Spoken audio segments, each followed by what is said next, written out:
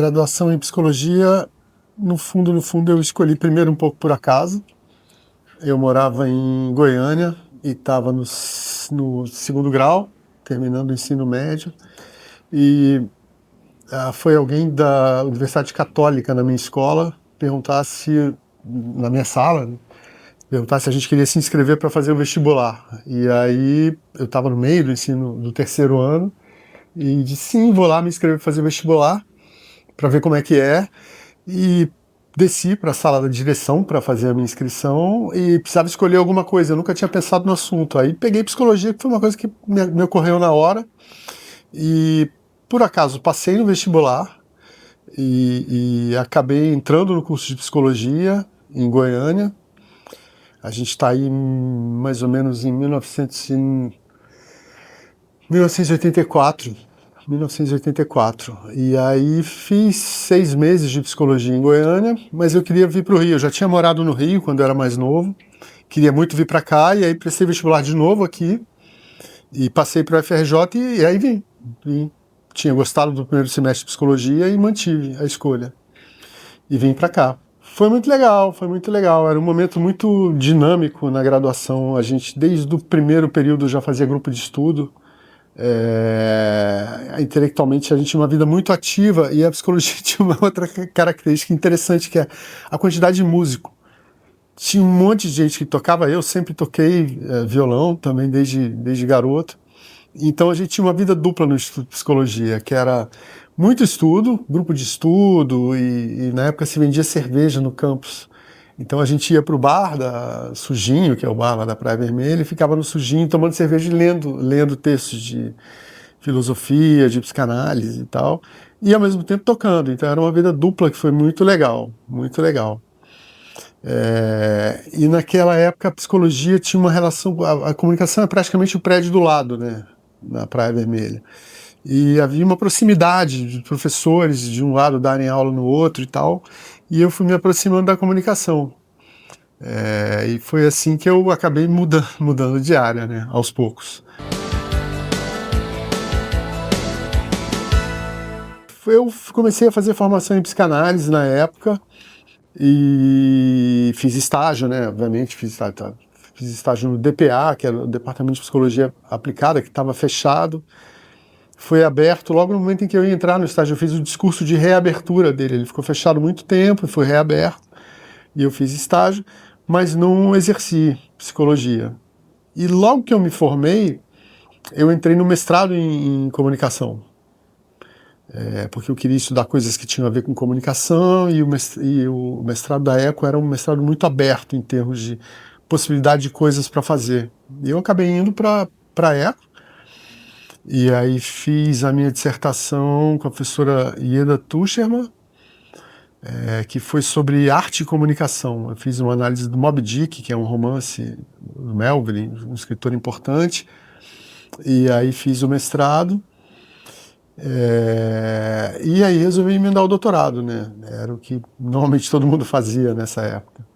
E aí emendei doutorado na ECO. Mas o mestrado foi um mestrado muito teórico, né? Comunicação, arte, literatura e tal, e eu queria uma coisa prática no doutorado. E era o começo da internet, a internet estava começando.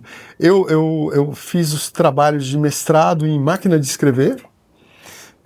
A dissertação eu já escrevi no computador, minha mãe me deu um computador, e eu escrevi a dissertação em computador, então, mas era um computador isolado, né? E aí, aos poucos, a internet começou a chegar no Brasil. E aí tinha uma coisa interessante lá naquele momento, que era o que chamava de amor virtual, amor na internet, coisas assim. Eu cansado da coisa muito teórica do mestrado, eu resolvi estudar isso no doutorado. Então me meti em estudar amor nos tempos da internet, muito no comecinho, né? E foi uma experiência bem, bem legal. Eu continuei com a professora Ieda, e ela me dava ao mesmo tempo uma imensa liberdade intelectual. Eu podia fazer o que eu quisesse, mas ela me ensinava a importância de ser sério e rigoroso na minha argumentação. Então foi muito bom. E eu consegui, nesse momento lá, uma bolsa de sanduíche. Essa bolsa foi em 98. Foi exatamente o ano da Copa na França, que o Brasil perdeu, e eu estava na França. Eu estava durante esse período todo na França. Foi sensacional a bolsa, porque eu fiquei um ano na França, eu tinha uma disciplina de escrever todo dia. Então eu escrevia todo dia.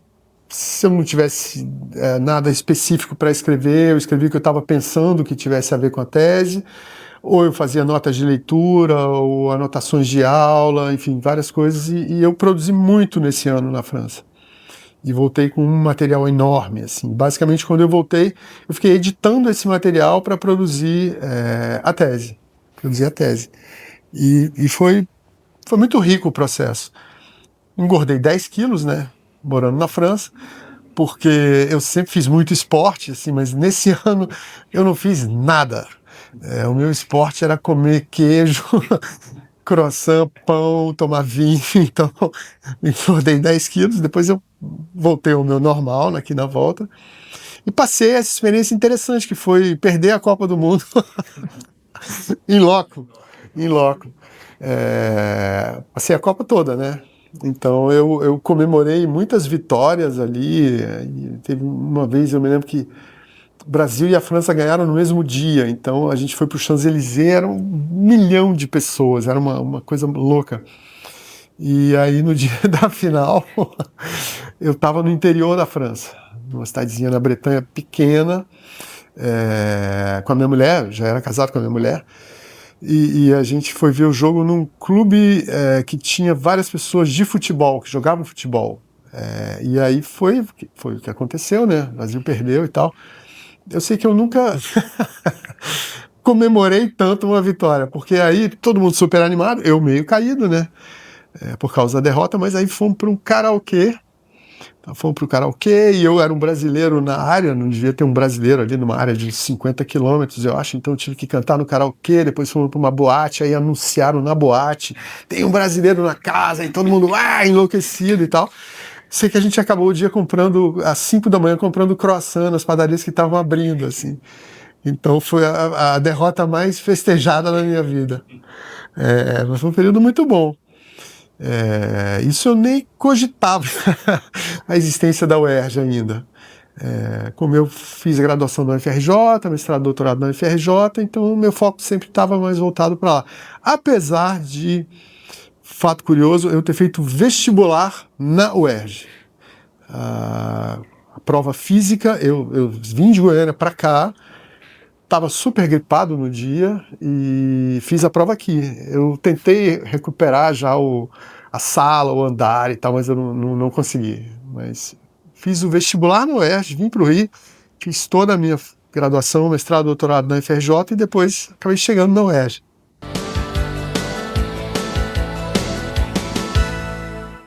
Eu já estava terminando o doutorado e tinha defesa marcada já, enfim. E apareceu a oportunidade de vir fazer uma bolsa, na época se chamava Recém-Doutor, aqui na UERJ, que era uma espécie de um pós-doc júnior. E aí foi através do professor João Maia. João Maia já tinha conhecido anteriormente, por acaso. Minha mulher tinha uma amiga em Paris e o João estava morando em Paris. A gente se conheceu meio por acaso em Paris, há muito tempo atrás. Depois nunca mais vi João. E aí apareceu essa oportunidade e eu não sabia que era o João.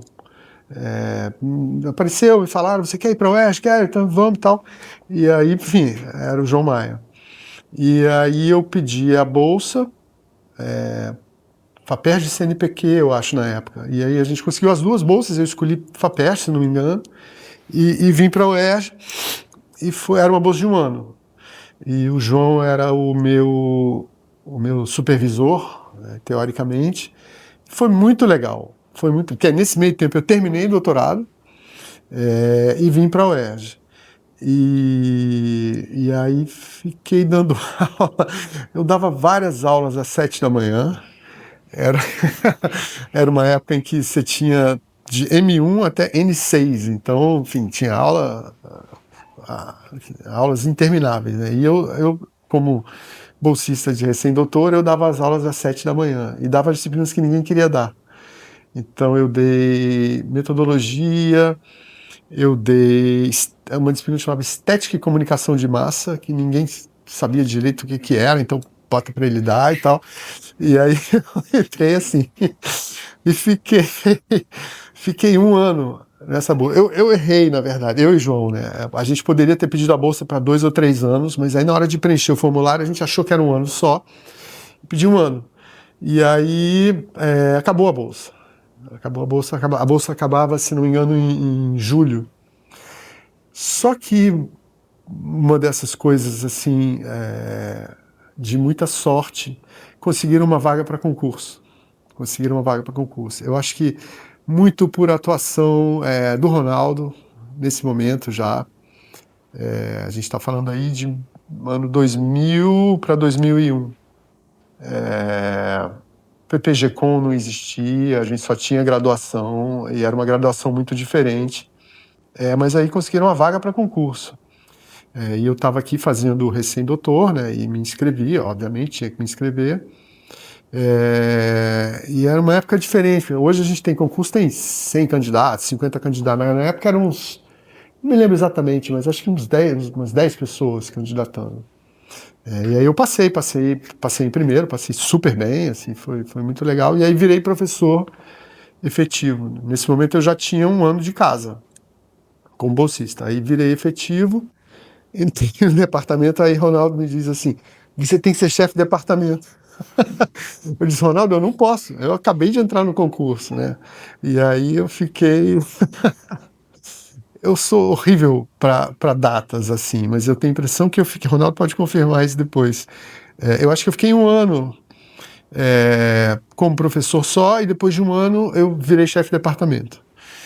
Foi muito legal, assim, foi um processo muito legal. Eu me adaptei muito bem na UERJ, com os colegas e os alunos.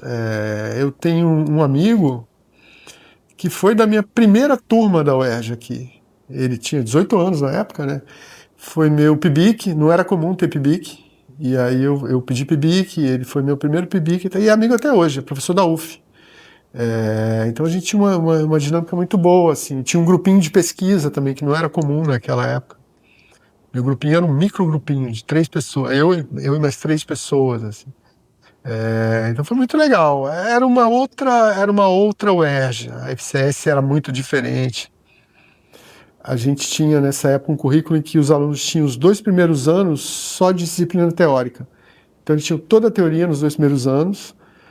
E aí depois, perdão, no terceiro ano, o terceiro e quarto entravam as disciplinas práticas. Então a gente tinha, e eu dava aula de tudo, né, em todos os horários mais complicados. Então eu tinha uma relação muito próxima com os alunos e muito boa, coisa que eu mantive ao longo de toda a minha carreira aqui na UERJ. A história da fundação do PPG-Com é longa. Ela já tinha começado antes de eu aparecer por aqui. Ronaldo, acho que conta essa história bem no filme dele. Isso já vinha rolando há um certo tempo, Ronaldo, Ricardo. E aí eu cheguei nessa situação como recém-doutor, depois virei professor concursado, no momento em que o Ronaldo estava puxando muito esse processo de dar um gás ali para ver se a gente conseguia abrir. E aí eu me engajei muito. Eu fui um cara muito ativo nesse momento. A gente teve uma reunião com o coordenador de área da CAPES, que o processo não andava. Aí o coordenador de área da CAPES veio para fazer uma visita, que era uma maneira de dar um apoio para a gente. E foi muito legal. Eu sou Wilson Gomes, na época. E aí a gente fez reuniões aqui, eu me lembro Eric e Ronaldo, os 3 fazendo reunião com o Wilson Gomes aqui para fechar o projeto, para submeter já pela 28ª vez. Foi um dia de blackout na UERJ. Acabou a luz, a gente aqui no 10º andar, trabalhando. A gente levou o Wilson para almoçar e depois voltou para cá. Eu sei que tudo no escuro, a gente com papéis em cima da mesa. Acabamos trabalhando, nós 3, a gente deixou o Wilson no hotel, ficamos nós 3 trabalhando até tarde da noite, assim, era realmente a reta final para fechar o projeto e submeter, e aí deu certo. Aí saiu o PPG-Com, só mestrado, né? A gente só abria com mestrado, e isso abriu e tal, mas era, se não me engano, era meio do primeiro semestre do ano. Então a gente normalmente esperaria para fazer uma seleção para começar em março do ano seguinte, né? Mas a gente tinha uma certa agonia de fazer o PPG-Com funcionar e resolveu fazer uma seleção rápida, e foi a única entrada que aconteceu no meio do ano. Foi a primeira entrada. Então a gente fez um processo de seleção, entraram os alunos e essa foi a primeira turma. A primeira defesa do PPG-Com foi de um orientando meu, chamado Cláudio Marques, que depois ele atualmente está no IBGE. Ele fez o mestrado, foi a primeira defesa, depois ele saiu e anos depois voltou e fez o doutorado, também comigo, no PPG-Com. Era uma outra, assim, fisicamente o espaço era muito diferente, a gente não tinha um espaço grande, era um espaço pequenininho, assim, o PPG-Com era compacto e a estrutura administrativa era muito pequena, a gente fazia tudo na mão. Mas aí começou assim, eu estava lá, bem no começo.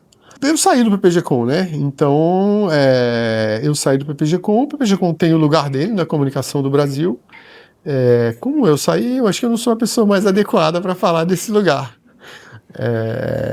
Mas o PPG-Com, no período em que eu estava, era um dos grupos, assim, de pesquisa importantes. A gente era um grupo jovem, né? A maioria do pessoal era relativamente novo, e então era um grupo importante, assim, dentro do panorama comunicacional. E a gente fez muita coisa legal aqui, eventos junto com a UFRJ, a PUC e a UF. Então era uma vida muito dinâmica nesse momento, e o PPG-Com tinha um lugar ativo nisso. Eu participei de todas as associações importantes, né, da Compós, já coordenei várias vezes grupo na Compós, Intercom igual, então eu tinha uma vida muito ativa nas associações científicas e acho que o PPG-Com como um todo também. No doutorado, eu acabei estudando História do Amor, porque eu queria entender o amor na internet, e para entender o amor na internet, que é uma coisa em princípio estranha, era importante ter uma visão de História do Amor. E aí eu fui estudar História do Amor, foi o que eu fiz na França durante um ano, e aí eu fiquei muito interessado em história de maneira geral. E quando eu comecei lá com o meu grupinho de pesquisa pequeno aqui na UERJ, a gente começou a estudar um pouco História da Comunicação. Porque eu tinha esse interesse por estudar a comunicação numa perspectiva diacrônica, e porque também era uma estratégia de poder estudar o que a gente quisesse. Se você for estudar história da comunicação, você tem uma liberdade de pesquisa muito grande. Eu quero estudar, sei lá, livro manuscrito medieval. Tá. Eu quero estudar a revolução na técnica de produção de livro e jornal no século XIX. Dá, cabe qualquer coisa. Então era uma maneira de entrar nesse universo muito diverso, de uma maneira interessante. E aí eu fui indo para história da comunicação. Nesse momento, eu me aproximei do professor Aníbal Bragança, da UF, que é já falecido, que virou um enorme amigo, que sempre trabalhou com edição, história da edição, editoras, história do livro, essa coisa toda. E aí eu fui me aproximando desse campo, mas eu sempre pensei o livro, a edição, isso tudo como parte do universo da história da comunicação. Então esse é meu interesse. E eu acho especialmente interessante pensar um pouco na contramão, assim, das teorias muito bem estabelecidas e muito aceitas. Tem certos consensos acadêmicos em torno de determinados assuntos. Eu acho que é sempre importante problematizar. E foi o que eu sempre tentei fazer. Desconstruindo teorias e vendo onde é que a coisa não funciona bem, o que a gente tem que investigar e por aí vai. E aí, atualmente, eu tenho estudado coisas muito heterogêneas. Assim, eu estou interessado numa questão que tem muito a ver com história da comunicação, que é a questão do que a gente acredita ser verdadeiro. Isso sempre foi uma questão no universo da comunicação, né? Que a gente sempre usou meios de comunicação para disseminar aquilo que a gente acha que é o verdadeiro. E o falso também, às vezes. Então isso sempre foi um tema. E aí, como a gente vive um momento de muita crise em termos de crença, de instabilidade, do que a gente acredita que é verdadeiro ou não e tal, eu fui me aproximando desse campo. Mas eu sempre trabalho com o meu grupo numa perspectiva histórica. Então a gente vai lá para o século XVI para investigar um determinado processo bizarro de crença que aconteceu lá e tal. São maneiras de iluminar um pouco o nosso presente e tirar um pouco a nossa pretensão de uma singularidade radical, né? A gente acha que, nossa, agora é tudo diferente de sempre. Não, não é. Tem muita coisa que é muito parecida com o que aconteceu antes. Minha tese, ela estava numa perspectiva histórica. Então, era como compreender esse fenômeno novo naquele momento, que eram as pessoas namorar pela internet. O que era namorar pela internet? Não era o Tinder, era uma coisa mais prosaica, assim, que eu estava investigando, né? A pessoa ficava... Às vezes a pessoa era casada, na vida real, com alguém, ficava namorando virtualmente 2 ou 3 pessoas ali ao mesmo tempo. Os casos são muito variados, né? Às vezes uma pessoa sabia da outra, às vezes não, etc, etc. Então eu queria entender isso, que em princípio parece um pouco estranho. Hoje, essa mediação da internet para nós é muito naturalizada, mas naquele momento não era, né? Então havia um certo medo, nossa, quem será que vai sumir? As pessoas não vão mais se encontrar, e por aí vai. Então, por isso que eu fui estudar a história do amor. E aí, a grande conclusão da minha tese foi: a história do amor é uma sucessão de modos bizarros de se relacionar que os humanos foram inventando. Então não existe o amor, que seria o amor normal, o amor natural, não tem nada disso. A gente foi criando maneiras, dispositivos amorosos em diferentes momentos para construir experiências de amor. E aí é curioso, mas a internet é mais uma, né? Então o Tinder é mais um elemento numa longa sucessão de elementos estranhos que a gente usa para construir experiências amorosas, entendendo amorosas aí de uma maneira larga, né? Amor, propriamente dito, sexo, enfim, tudo que quiser se colocar dentro disso. O Tinder é mais um.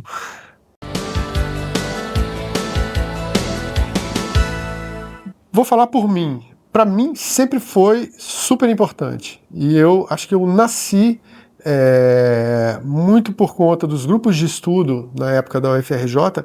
Eu nasci num mundo totalmente transdisciplinar. Assim. A gente estudava antropologia, a gente estudava filosofia, sociologia, psicologia, estudava teoria da comunicação, estudava tudo naquele momento. E eu acho que eu fui desenvolvendo ao longo da minha carreira esse interesse por tudo. Eu já estudei coisas muito estranhas, assim, como matemática, coisas de física e tal. Então eu sempre me movi nesse mundo. E para mim foi essencial. Foi essencial. A maneira como eu enxergo qualquer discussão no campo da comunicação, eu acho que é muito diferente da maneira como uma pessoa que fica só no campo da comunicação enxerga. Eu acho que esse passeio e essa conversa com outros campos ilumina muito e abre muito a cabeça. História também, né? História é fundamental nesse processo todo.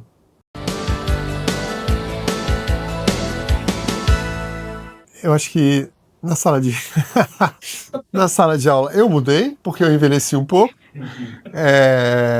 mas eu mudei por um lado e não mudei por outro. Assim, eu, por acaso, agora saí de uma turma, estou sempre dando aula, enfim, e para mim cada aula é uma nova aula. Eu não preparo aula antes de chegar com PowerPoint, anotação, eu não tenho nada disso. Eu estudei muito ao longo de toda a minha vida, então eu tenho muita coisa na cabeça, e para mim um curso ou uma aula dentro de um curso é um percurso que eu estou fazendo junto com os alunos. É por isso que não tem roteiro. Eu vou para lá e dependendo do que eu falar e da reação, a gente vai para cá ou vai para lá e pega um caminho ou pega outro caminho. Então eu tenho esse frescor, das aulas que eu sempre tive. Curiosamente, a minha primeira aula na vida foi muito ruim. Um amigo me convidou para dar uma aula numa faculdade particular, numa turma dele, e eu fui, foi uma catástrofe, assim, porque eu preparei, e aí em 10 minutos eu falei tudo que eu tinha preparado. Eu achei que havia uma participação da turma, não houve participação da turma nenhuma, a turma parecia mumificada, assim, na minha frente, e eu repeti tudo que eu tinha preparado uma vez. Então foi uma experiência muito ruim, assim, eu acho que, curiosamente, essa experiência ruim me abriu muito a cabeça. e desde então é isso, cada aula é uma aventura. Então isso eu acho que não mudou na minha vida, isso permanece igual. Mas a gente tem mudanças interessantes na FCS. Ar-condicionado foi uma mudança muito importante. Eu dei aula aqui na época em que a gente não tinha ar-condicionado. Então, greve significava para aula em janeiro, aula em janeiro. E aula em janeiro sem ar-condicionado realmente era uma coisa muito violenta. Então, fisicamente, nesse primeiro sentido, a sala mudou, mas mudou assim. A gente não tinha televisão no começo. Aí depois chegou a televisão, depois. Agora a gente tem projetor, tem computador, tem, enfim, tela branca, etc, etc, etc. Tem vários recursos. Por outro lado, tem o celular, né? Tem o celular também. E o celular é algo que drena a atenção dos alunos. Quem já foi meu aluno sabe que o curso inteiro que eu dou é como se eu estivesse contando uma história. Fulano pensou isso, o outro pensou aquilo, enfim, e tal. E se a pessoa não presta atenção, fica difícil seguir o fio da história, o fio da meada. Então o celular é um problema. Eu não tenho nenhuma reclamação grande quanto a isso, porque eu converso com as turmas. Em geral, eu digo no primeiro dia, eu vou contar uma história, se vocês não prestarem atenção, não vão entender. E para entender a história de hoje, tem que entender da semana passada e por aí vai. Então a coisa vai bem, em geral. Não sou alguém que vai ficar pegando o celular de aluno, esse tipo de coisa eu não faço, mas acho que na conversa a gente consegue se entender. Mas isso eu reconheço que hoje em dia é uma questão séria. Sério, essa disputa pela atenção das pessoas. Isso acho que mudou bastante.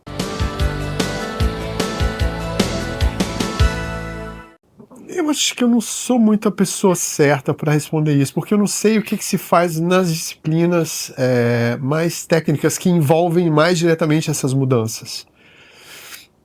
Então, por exemplo, você vai fazer um livro. Fazer um livro hoje em dia é completamente diferente de fazer um livro há 70 anos atrás, em termos de instrumentos tecnológicos que a gente tem para operar, digital, etc, etc, etc. Então isso certamente afeta muito.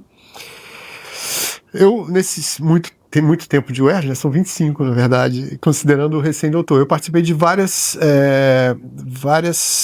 mudanças de currículo. A gente criou currículos novos em alguns momentos, eu participei de vários, mas sempre foi uma coisa para a qual a gente procurou estar atento, que é atualizar o currículo de maneira que ele fique ligado, tanto nas alterações tecnológicas que a gente tem no mundo, quanto nas questões que são importantes no mundo. Então, o que eu faço na minha sala de aula, a minha prática cotidiana, eu trago o tempo inteiro para hoje.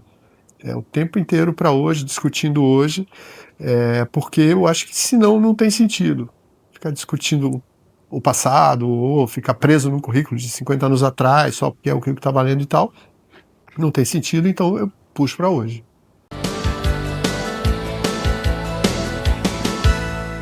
Esse é um período muito bonito da minha vida, porque exatamente eu vi essa transformação, né? Eu entrei aqui, não só vi, como participei dessa transformação, acho que fui uma peça importante nessa transformação toda, então é um período muito bonito da minha vida. Por outro lado, é um momento em que eu já começo a meio que preparar a minha saída da FCS.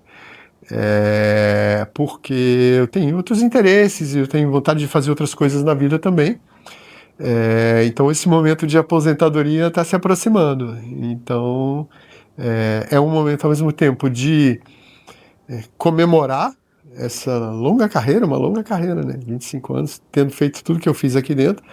É um momento de comemorar, mas ao mesmo tempo de já começar a dizer tchau para essa longa carreira, né? É difícil? É difícil, é difícil. É difícil. Porque foram muitos momentos bons, assim, mas ao mesmo tempo, eu acho que é um momento na vida que chega. E eu tenho muita vontade, e eu estou sentindo isso atualmente, de passar o bastão para as gerações mais novas, que estão chegando aqui na FCS. Tem uma galera muito boa, e eu acho que está na hora realmente de passar a bola. Acho que a minha geração, eu, Ricardo, Ronaldo e Ronaldo são um pouco mais velhos do que eu, já estavam aqui antes de mim. Mas, enfim, me incluo junto com eles, assim. Eu acho que é uma galera que fez muito pela FCS. A FCS é o que é hoje, por causa da história. Daí eu ter perguntado antes aqui se a gente ia entrevistar também os aposentados já, porque tem muita gente importante. Então, eu acho que essa galera fez muito e tal, mas acho que a galera nova que está chegando tem muito para fazer. Então, o pessoal mais antigo tem que saber sair de cena aos poucos, devagarinho e dando tchau, levemente, para a galera nova assumir o centro do palco. Então, eu estou me sentindo nesse momento nessa situação, que é alegre para mim, não é uma tristeza, não.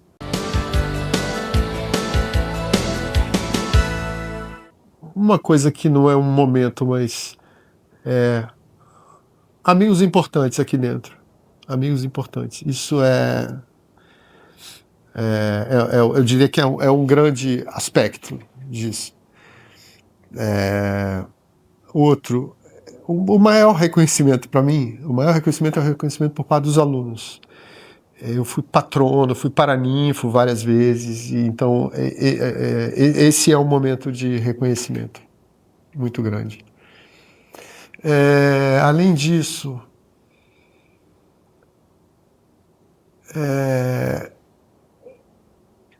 uma coisa delicada, assim, sutil, delicada no sentido de muito suave, muito sensível.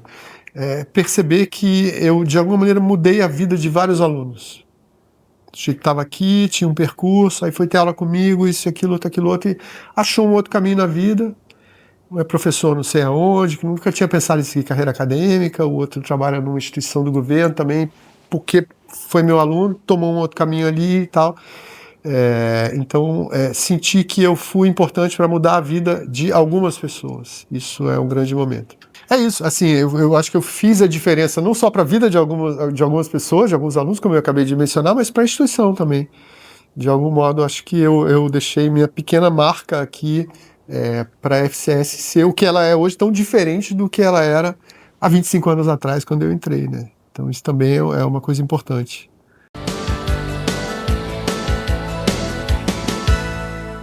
A FCS basicamente era graduação, né? Há 25 anos atrás. Ela era só graduação. Havia os cursos de especialização, mas ela era, como se diz, um escolão, né? E agora não, a FCS tem uma tradição de pesquisa já. Eu saí do PPG-Com, mas continuo com o meu grupo de pesquisa ativo, continuo pesquisando, enfim, e eu não sou o único aqui. Então eu acho que a gente criou uma força de pesquisa na faculdade, mas acho que criou sobretudo uma tradição de pesquisa, né, que é mais importante. Isso para mim, é a diferença mais essencial.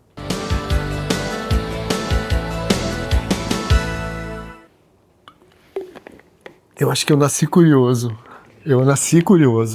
Nasci curioso e sempre fui bom aluno, desde o segundo grau, assim, era um cara e ficava checando os professores, assim, para ver se o cara tá falando direito, se não disse nenhuma besteira. Então eu sempre fui uma pessoa curiosa, muito curiosa, e acho que por isso que eu optei pela carreira acadêmica. Para mim, nunca foi só ensino.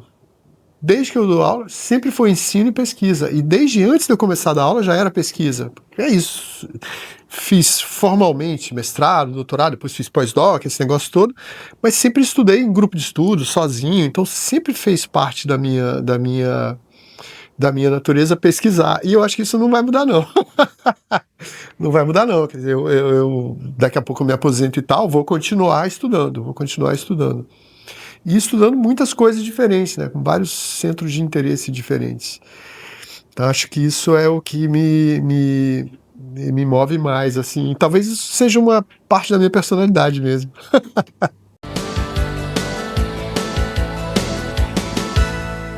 Eu tô me dedicando mais à música, talvez eu volte para minha base na psicologia também, então são coisas que me interessam. Vamos ver. Queria virar um tenista profissional, ganhar Roland Garros, Wimbledon, US Open e Australian Open, mas acho que não vai dar, então vou encontrar alternativas.